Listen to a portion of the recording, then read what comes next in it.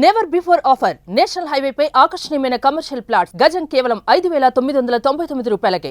ఆంధ్రప్రదేశ్ ని sports hub గా మలిచేందుకు Andhra cricket association, AP government ఒక సమగ్ర ప్రణాళికని ఆవిష్కరించే ప్రయత్నం చేస్తుంది. ముఖ్యంగా ఆంధ్ర క్రికెట్ అసోసియేషన్ దీనికోసం ఒక స్పెషల్ ప్రపోజల్ని తయారు చేసినట్టుగా క్రికెట్ అసోసియేషన్కి ఇటీవల ఎన్నికలు పూర్తయినాయి.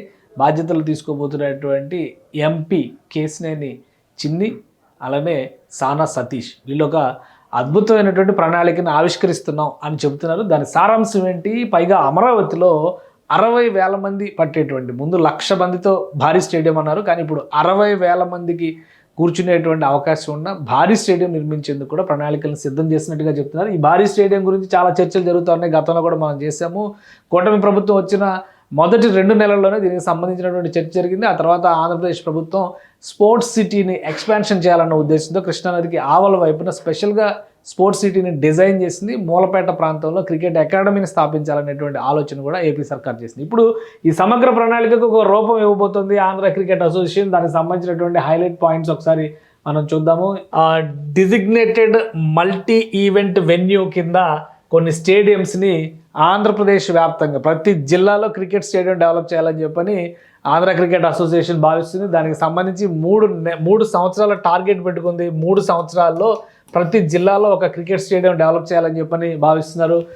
అలానే దీనికి సంబంధించినటువంటి ప్రణాళికను చూస్తే కనుక ఫస్ట్ మల్టీ ఈవెంట్ వెన్యూస్ అనేవి తిరుపతి, నెల్లూరు, కర్నూలులో ఫేజ్ 1లో డెవలప్ చేయాలని చెప్పని భావిస్తున్నారు. ల్యాండ్ ఎక్విజిషన్ కూడా కంప్లీట్ అయిందని చెప్పని ఆంధ్ర క్రికెట్ అసోసియేషన్ చెప్తుంది. అలానే డిస్ట్రిక్ట్ క్రికెట్ గ్రౌండ్స్కి సంబంధించి 3 సంవత్సరాల్లో అన్ని జిల్లాల్లో అలాంటి స్పెషలైజ్డ్ అకాడమీస్ని 3 అకాడమీస్ని డిజిగ్నేట్ చేసింది. విజయనగరంలో ఒకటి సీనియర్ మెన్స్ అకాడమీ, అనంతపురంలో ఉమెన్స్ అకాడమీ, విజయవాడ దగ్గర అంటే మూలపాడులో జూనియర్స్ అకాడమీని ఏర్పాటు చేస్తారు.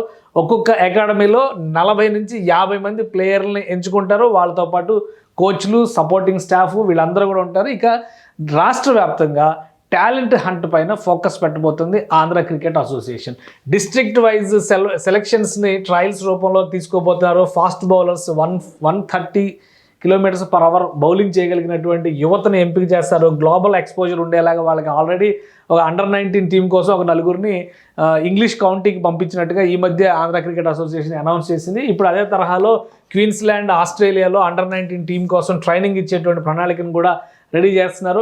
సో ఇవి మొత్తం మీద 13 జిల్లాల్లో 17 క్రికెట్ క్లబ్లను డెవలప్ చేసేటువంటి ప్రణాళికని ఆంధ్ర క్రికెట్ అసోసియేషన్ అమల్లోకి తీసుకురావాలనేటువంటి ఒక ఆలోచన చేస్తుంది. ఇది చాలా కీలకమైనటువంటి నిర్ణయంగా మనం చూడాల్సి ఉంటుంది. అలానే ఆంధ్ర క్రికెట్ అసోసియేషన్ గతంలో తీసుకున్నటువంటి నిర్ణయాల పరంగా చూసినా కానీ పెద్ద ఎత్తున రాష్ట్రంలో క్రికెట్ని ప్రోత్సహించాలనేటువంటి ఒక ప్రణాళికని సిద్ధం చేసుకుంది. అందులో భాగంగానే ఐపీఎల్ తరహాలో ఏపీఎల్ లాంటి టోర్నమెంట్లు పెడుతుంది. ఈ టోర్నమెంట్లకి యువతను సెలెక్ట్ చేయడము, వాళ్ళని జాతీయ జట్టులోకి వెళ్లే విధంగా తర్ఫీదునివ్వడం, ఇటువంటి టార్గెట్స్ పెట్టుకున్నారు.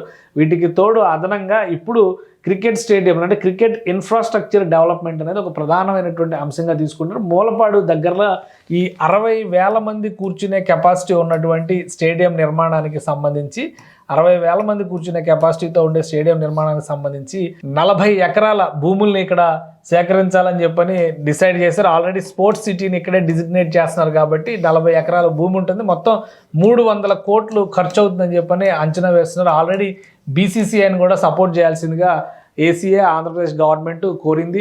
దుబాయ్లో ఉన్నటువంటి క్రికెట్ స్టేడియం కాంప్లెక్స్ మొత్తాన్ని కూడా ఈ టీమ్స్ అన్ని సందర్శించిన గతంలో నారా లోకేష్ కూడా దుబాయ్లో ఇండియా పాకిస్తాన్ క్రికెట్ మ్యాచ్ జరిగిన సందర్భంలో వెళ్ళారు, చూశారు.